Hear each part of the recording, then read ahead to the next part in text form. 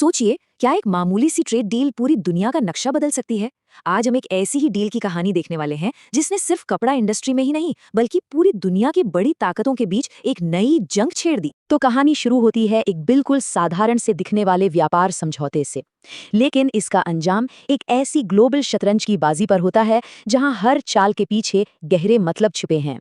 जिस दिन ये डील हुई ना, भारत के टेक्सटाइल मार्केट में समझिए भूचाल आ गया। बड़े बड़े टेक्सटाइल स्टॉक्स 5% तक गिर गए।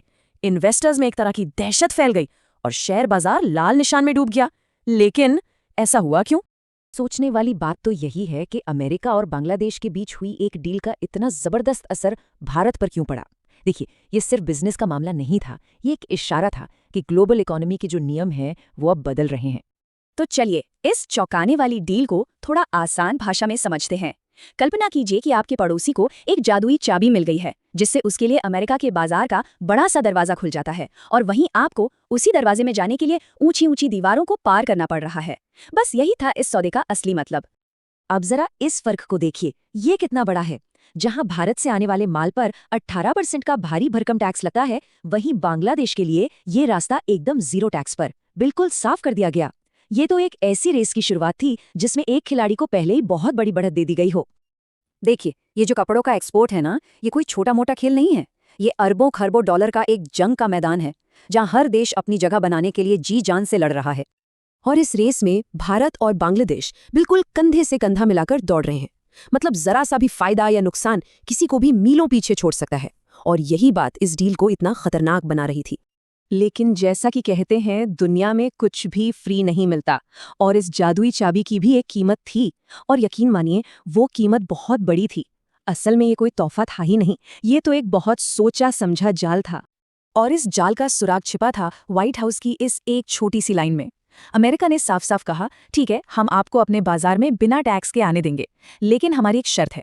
शर्त यह है कि आपको कपड़े बनाने के लिए कपास हमारे खेतों से ही खरीदना होगा। क्या कमाल की चाल थी, है ना? तो खेल कुछ ऐसा था, पहले अमेरिका से कपास खरीदो, फिर उसी कपास से कपड़े बनाओ, और फिर उन्हीं कपड़ों को वापस अमेरिका को बेचो। इस तरह अमेरिका ने न सिर्फ अपना कपास बेच दिया, बल्कि बांग्लादेश को एक तरह से अपना परमानेंट कस्टमर भी बना लिया। अब खुद को एक इंडियन मैन्युफैक्चरर की जगह रखकर देखिए। 500 रुपए की टी शर्ट जो बांग्लादेश भी बना रहा है और आप भी, सिर्फ एक 18% के टैक्स की वजह से अमेरिका के मार्केट में एकदम से महंगी हो जाती है, कॉम्पिटिशन से लगभग बाहर। कितना फ्रस्ट्रेटिंग होगा ये। लेकिन रुकिए, कहानी यहीं खत्म नहीं होती। बात सिर्फ अमेरिकी कॉटन खरीदने तक ही सीमित नहीं थी, बांग्लादेश को इससे कई बड़ी कीमत चुकानी पड़ी थी। असल में जीरो टैरिफ की कीमत थी बांग्लादेश की पूरी इकोनॉमी तक अमेरिका की पहुंच। ये सिर्फ एक ट्रेड डील नहीं थी, ये एक तरह से आर्थिक सरेंडर था। तो बांग्लादेश ने क्या क्या दिया? अपना डेटा दिया, मतलब डेटा पर कंट्रोल छोड़ दिया। अपने किसानों के हितों को पीछे रखकर अमेरिकी खेती के सामान के लिए बाजार खोल दिए। और तो और एनर्जी से लेकर टेलीकॉम और गाड़ियों तक हर सेक्टर में अमेरिकी कंपनियों को खुली छूट दे दी। ये बहुत बहुत बड़ी कीमत थी। तो अब सवाल ये है कि इस पूरी बिसात में, इस पूरे खेल में असली विनर कौन रहा? क्या वो बांग्लादेश था जिसने अपने सबसे जरूरी कपड़ा उद्योग को बचा लिया, या फिर वो अमेरिका था जिसने एक डील से एक नया आर्थिक साम्राज्य खड़ा कर दिया? ये चार्ट देखिए, सारी कहानी अपने आप साफ हो जाती है। बांग्लादेश को मिला एक छोटा सा टुकड़ा, टेक्सटाइल में थोड़ा सा फायदा, और बदले में अमेरिका ने पूरा का पूरा केक ले लिया। खेती, एनर्जी, डेटा, मार्केट, सब कुछ। तो सारी जोड़ तोड़ के बाद जब धूल बैठी तो आखिर में बाजी किसने मारी? जवाब एक ही है, अमेरिका। और इसी खेल को कहते हैं स्ट्रेटेजिक जियो इकोनॉमिक्स। मतलब जब ट्रेड डील सिर्फ पैसों के लिए नहीं बल्कि दुनिया पर अपना दबदबा बनाने के लिए की जाती हैं, ये एक तरह से आर्थिक हथियारों का इस्तेमाल है, और अमेरिका ने दिखा दिया कि वो इस खेल का मास्टर है। ये पूरी कहानी हमें एक बहुत बड़े सवाल पर लाकर छोड़ देती है। जैसे जैसे दुनिया की बड़ी ताकतें ट्रेड को एक हथियार की तरह इस्तेमाल कर रही हैं, भारत जैसी उभरती अर्थव्यवस्थाएं इस दबाव को कैसे झेलेंगी?